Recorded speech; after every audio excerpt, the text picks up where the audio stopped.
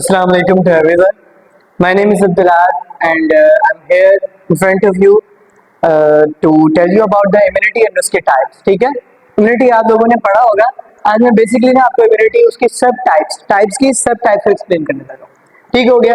तो basically immunity क्या होता है? सबसे पहले इम्यूनिटी का बता दो. इम्यूनिटी हमारी बॉडी में जब कोई भी फॉरेन मटेरियल एंटीजन कुछ भी हमारी बॉडी में जो हम कार्ब्स हैं, प्रोटीन या लिपिड्स हैं, कोई चीज़ हम खाते हैं, हम कोई चीज़ भी निकल कर हमारी बॉडी में कोई भी फॉरेन एंटीजन या कोई बैक्टीरिया वायरस आ जाता है ना, तो वो हमारे पास क्या होता है? एंटीजन. वो हमारी बॉडी क्या करती है? उस इम्यूनिटी क्या करती है? उसको किल करती है.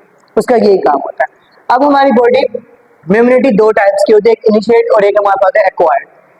इनिशिएट इम्यूनिटी जो होती है ना बाय बर्थ, जब प्रेगनेंसी के बाद जब बच्चा पैदा हो जाता है उसके बाद इनिशिएट इम्यूनिटी इसमें हो जाती है, उसमें बाय बर्थ ही प्रेजेंट होती है. लेकिन जो एक्वायर्ड इम्यूनिटी है ये हमारे पास बाय बर्थ नहीं होती. ये हमारे पास क्या होता है? इसका हमारे पास एडवांसमेंट, जैसे कहते हैं ना चीजें चेंजिंग आना, एवोल्यूशन आना, वेरिएशन आना, ऐसी हमारी बॉडी में कुछ वेरिएशंस बार बार में पैदा हो जाती है.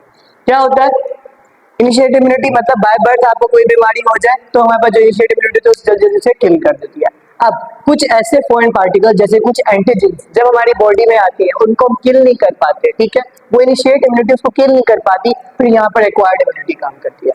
यहाँ पर बेसिकली दो टाइप्स होती है एक्वायर्ड इम्यूनिटी की, एक ह्यूमरल इम्यूनिटी, एक सेल मेडिएटेड इम्यूनिटी. मैं बता दूं एक्वायर्ड इम्यूनिटी को एंटीबॉडी इम्यूनिटी भी कहते हैं, एंटीबॉडी ह्यूमरल इम्यूनिटी भी बोलते हैं एक्वायर्ड इम्यूनिटी को. ये क्यों बोलते हैं? बेसिकली जब हमारे पास एंटीजन आया तो ह्यूमरल इम्यूनिटी ने क्या किया? एंटीजन प्रोड्यूस किया. वो क्या करेंगे? एंटीबॉडी प्रोड्यूस किया. एंटीबॉडीज क्या करते हैं? वो जो एंटीजन आता है उसको किल कर देते हैं और उसकी फाइट कर देते हैं. तो यहाँ पे सेम ऐसे कि उसके बाद सेल मेडिएटेड इम्यूनिटी क्या करती है?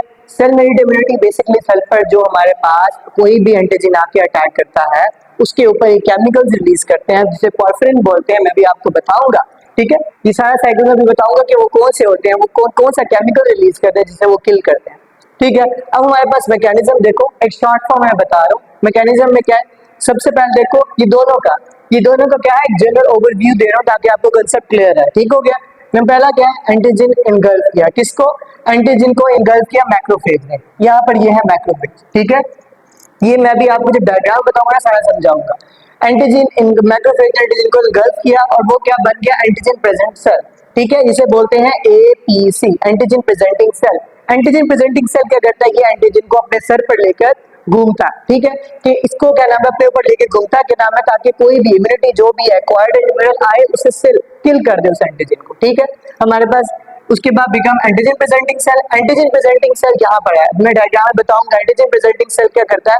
उसके ऊपर एक रिसेप्टर होता है जिसे हम बोलते हैं MHC, जिसे बोलते हैं मेजर हिस्टो कंपैटिबिलिटी सेल. ये this is a receptor which is made of protein. ये क्या करता है? उस हमारे पास एंटीजन को अपने रिसेप्टर के ऊपर बिठा के रखता है और उसके बाद क्या करता है? जो हमारे पास इम्यूनिटीज आती हैं, चाहे ह्यूमरल है चाहे हमारे पास सेल मेडिएटेड है, उसे आके वो किल कर देते हैं. अब क्या होगा? हमारे पास एंटीजन प्रेजेंटिंग सेल में हुआ रिसेप्टर, वो पहले उसके बाद कहा जाएगा एक्टिवेट करेगा, एक्टिव करेगा हेल्पर टी सेल्स को. हेल्पर टी सेल्स आके दो चीजें परफॉर्म करेगा, वो से समझो. पहला होगा कि बी सेल्स को एक्टिव करेगा, दूसरा होगा कि साइटोटॉक्सिक टी सेल्स को करेगा. अब यहीं पर हम डिफरेंशिएट करेंगे. ये जो हमने सारा मैकेनिज्म पढ़ा यहाँ तक, ये सारे दोनों में हो रहा है, फीमेल में भी हो रहा है और हमारे पास सेल मेडिएटेड इम्यूनिटी में भी हो रहा है. यहाँ से अब अलग हो जाएंगे. क्या होगा?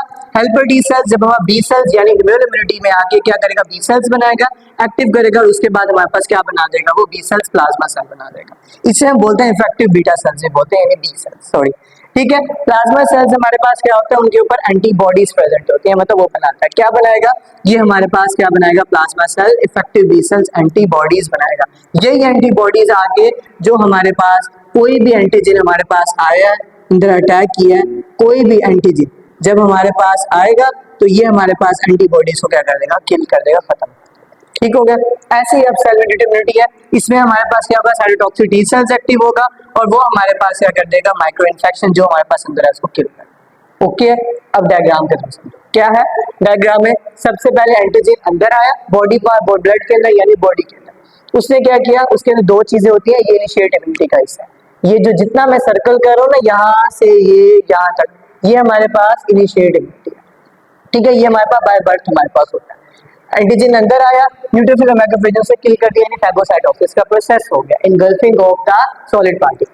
उसके बाद जब ऐसा एंटीजन जिससे ये भी ट्रांजैक्शन कर सके, फिर हमारे पास स्टार्ट होता है हमारे पास एक्वायर्ड इम्यूनिटी आती है। अब ये हमारे पास सारा पार्ट है एक्वायर्ड इम्यूनिटी का। ये हमारे पास क्या है, एंटीजेंस है, ठीक है। एंटीजन आए सेल के अंदर, उन्होंने क्या किया, एपीसी ने, एपीसी मतलब एंटीजन प्रेजेंटिंग सेल, उन्होंने क्या किया, इसके अपने रिसेप्टर पर डिटेक्ट कर दिया। ये एक सॉलिड पार्टिकल की तरह होता है। उसके बाद क्या हुआ, तोड़ फोड़ दिया उन्होंने, हमारे पास क्या कर दिया, एंटीजन को छोटे छोटे फ्रेगमेंट्स में ब्रेक डाउन कर दिया। अब वो फ्रेगमेंट्स में ब्रेक डाउन होकर एंटीजन रिसेप्टर सेल पे बैठ जाएंगे। उसके बाद क्या होगा, हमारे पास आगे जाएगा, फिर हमारे पास वही हेल्पर टी सेल्स आएंगे, वो बी सेल्स को एक्टिव करके हमारे पास प्लाज्मा सेल्स उसका एंटीबॉडीज बना के ब्रेक डाउन कर, ठीक है। ये हमारे पास समझो, ये हमारे पास टी सेल्स हैं और ये हमारे पास बी सेल्स हैं, ठीक है। अब हमारे पास यहाँ पर एपीसी अंदर आएगा, एंटीजन प्रेजेंटिंग सेल। इसमें क्या होगा, इसमें हमारे पास जो भी हमारे पास एंटीजन होगा वो टी सेल्स को, ये जरूरी नहीं है कि हर टी सेल जाके उस पर अटैक कर देगा, भाई ये अंदर एंटर हो गया, मैं इसे सारे आगे से हमला कर देंगे, ऐसे नहीं होगा। स्पेसिफिसिटी कन्फर्मेशंस भी होती हैं, मैटर करता है। जो एंटीजन जिस specific T cell B cell से किल कर सकते हैं, वो आके उसे किल करवाएंगे, वो उसे कहेंगे, उस एंटीजन पे हमला करेंगे।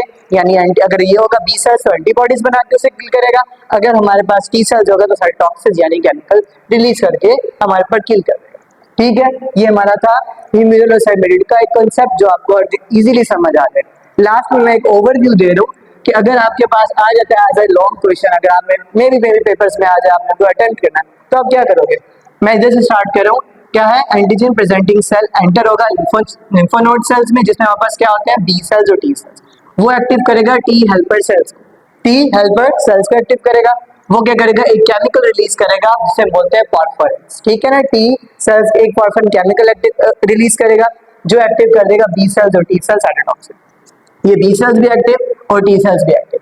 उसने क्या किया, अगर बी सेल्स होगा तो वो एंटीबॉडीज बना के हमारे पास किल कर देगा, और टी सेल्स उसमें जाके अटैक होकर उसे किल कर देगा, और लास्ट में हमारे पास एंटीजन किल हो जाएगा, ठीक हो गया। ये हमारा बेसिक्स था आज का topic. Hope you should enjoy, आपको मजा और आपको समझ भी आएगा। थैंक यू, अल्लाह हाफिज़।